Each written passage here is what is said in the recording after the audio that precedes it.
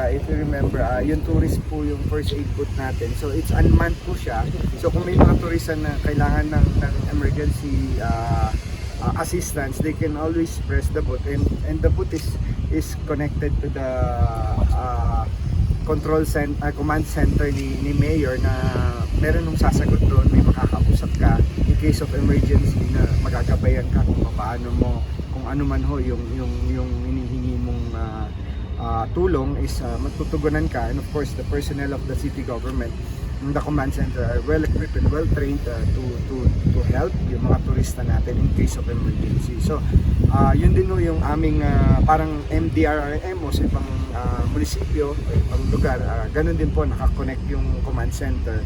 Once they press the emergency button, diretso po yun at malalaman kaagad ng command center. May identification po yun kung saan eksaktong area yung pinrest na booth, kasi I think 3 booth yung nandito ng Mayor. So iwahiwalay po yan, and ang kauna-unahang nailagay namin as a model is the city of Baguio, and then we will also be putting up in Puerto Galera and in Siargao, and then the rest of the other tourist area like Bohol, Boracay. So yun po yung mga next na nasa pipeline na.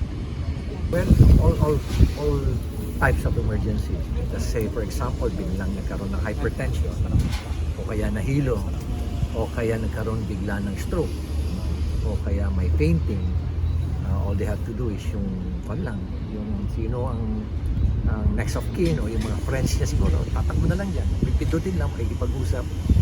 Just a matter of siguro a few minutes lang. Alam mo naman dito sa Baguio, pagdating sa police assistance, nag-a-average lang kami sa 7 minutes. Pagdating sa medical assistance, lalo na sa ganitong lugar, siguro abutin lang tayo ng mga matagal na yung 12 minutes to 15 minutes. Ganun tayo kabilis kasi everyday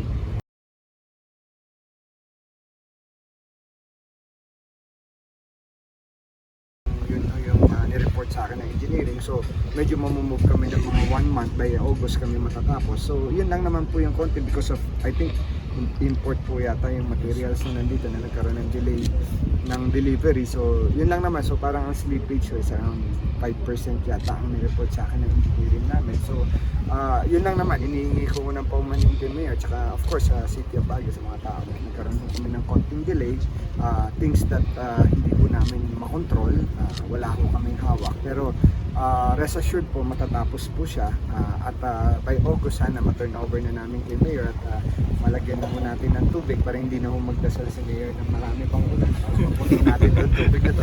But anyway, we're also nire-report ko rin ho kay Mayor na we're already on the second phase, yung last and final phase natin for the rehabilitation of Burham.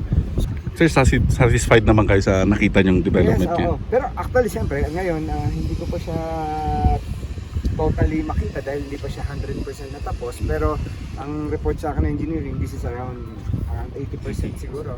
80% na yung completion niya, pero pag meron ng mga halaman, may tubig na to, matapos yung mga railing siguro, and then we will see the final look of the whole project, and then the way it looks, ang layo na dun sa itsura natin dati. Hindi ko na makita yung nung bata ako. Yung dating look ng bata ako ay bago na talaga. So it's something na lagi rin akong dinadala rito sa Baguio nung bata ako. Mayor, lagi rin ako sumasakay ng bangkan dyan. So it's an honor na ngayong nagkaroon ng pagkakataon. Dito ako ilagay ako sa isang estado na kung saan pwede makatulong at may rehabilitate yung program. Nagawa ho natin. So yun na yung malaking masasalamat. You satisfied sa development kayo? Nasa 85% na? Nag-inspect tayo rito last week. Very satisfied naman tayo. Nakita lang tayo mga punch list, mga maliliit na bagay na lang. So, inaayos naman. Sir, wala na yung mga old na bangka. So, magalit na. Pagbalik siguro. Magalit ka at magmura ka bago sila mag-react. Pero, naintindihan ko naman sila.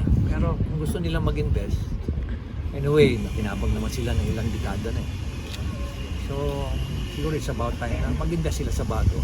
Anyway, priority naman sila. Bigyan naman tayo ng commitment sa kanila na sila yung mauuna.